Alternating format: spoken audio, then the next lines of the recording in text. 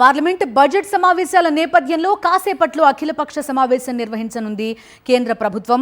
ఉభయ సభల్లో సమావేశాలు సజావుగా సాగేందుకు సహకరించాలని అఖిలపక్షాన్ని కోరనుంది.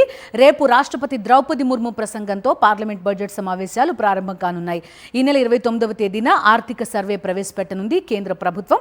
ఫిబ్రవరి 1వ తేదీన తొలిసారి ఆదివారం బడ్జెట్ ప్రవేశపెట్టనున్నారు ఆర్థిక మంత్రి నిర్మలా సీతారామన్. రేపటి నుంచి ఏప్రిల్ 2వ తేదీ వరకు 2 దశల్లో పార్లమెంట్ బడ్జెట్ సమావేశాలు కొనసాగనున్నాయి. ఫిబ్రవరి 13 వరకు తొలి విడత, మార్చి 9 నుంచి ఏప్రిల్ 2 వరకు రెండో విడత బడ్జెట్ సమావేశాలు నిర్వహిస్తారు. గ్రామీణ ఉపాధి హామీ పథకం పేరు మార్పు, ఎస్ఐఆర్పై కేంద్ర ప్రభుత్వాన్ని ఇరుకున పెట్టేందుకు విపక్షాలు సిద్ధమవుతున్నాయి. మరోవైపు పలు కీలక బిల్లులను ప్రవేశపెట్టేందుకు సిద్ధమవుతోంది కేంద్రం. జేపీసీ పరిశీలనలో ఉన్న జమిలీ ఎన్నికల కోసం 129వ రాజ్యాంగ సవరణ బిల్లు కూడా ఈసారి పార్లమెంటు ముందుకు వచ్చే అవకాశాలున్నాయి.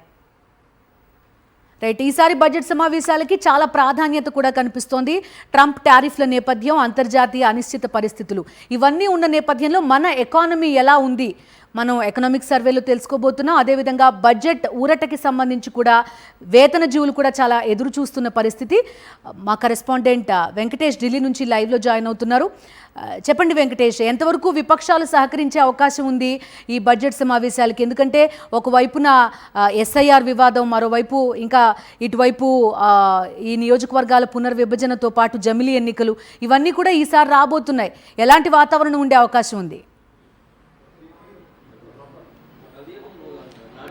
పార్లమెంటు బడ్జెట్ సమావేశాలు రేపటి నుంచి ప్రారంభం కాబోతున్నాయి. ఆ నేపథ్యంలో కేంద్ర ప్రభుత్వం ఈరోజు అఖిల పక్ష సమావేశాన్ని ఏర్పాటు చేసింది. సో ఉదయం 11 గంటలకు పార్లమెంటు భవనంలో ఈ సమావేశం ప్రారంభం కాబోతుంది. కేంద్ర రక్షణ శాఖ మంత్రి రాజ్నాథ్ సింగ్ నాయకత్వంలో ఈ సమావేశం జరుగుతుంది. సో దాదాపు ఏప్రిల్ 2 వరకు జనవరి, ఫిబ్రవరి, మార్చి, ఏప్రిల్, సో 4 నెలల్లో విస్తరించి ఈ సమావేశాలు జరగబోతున్నాయి. సో ఆ నేపథ్యంలో చాలా విశేష ప్రాధాన్యత ఈ బడ్జెట్ సమావేశాలకు ఉంది. సో ఈసారి ఎలాంటి బడ్జెట్ ఉండబోతుందన్న దానిపైన ప్రపంచవ్యాప్తంగా కూడా అందరి ఆసక్తి ఉంది. ఒకవైపు ట్రంప్ టారిఫ్లపైన టారిఫ్లు విధిస్తున్నటువంటి నేపథ్యంలో భారత్ ఎలాంటి బడ్జెట్ ప్రవేశపెట్టబోతుందనేటువంటి ఆసక్తి అన్ని వర్గాల్లో ఉన్నటువంటి పరిస్థితి. సో రేపటి నుంచి ఈ సమావేశాలు ప్రారంభం కాబోతున్నాయి. సో రేపు ఉదయం ఉభయ సభలను ఉద్దేశించి రాష్ట్రపతి ద్రౌపది ముర్ము రాష్ట్రపతి ప్రసంగం చేయబోతున్నారు. ఆ తర్వాత ఎల్లుండి ఆర్థిక సర్వే ప్రవేశపెడతారు. ఆ తర్వాత జనవరి 30, 31 ఈ 2 రోజులు సెలవు.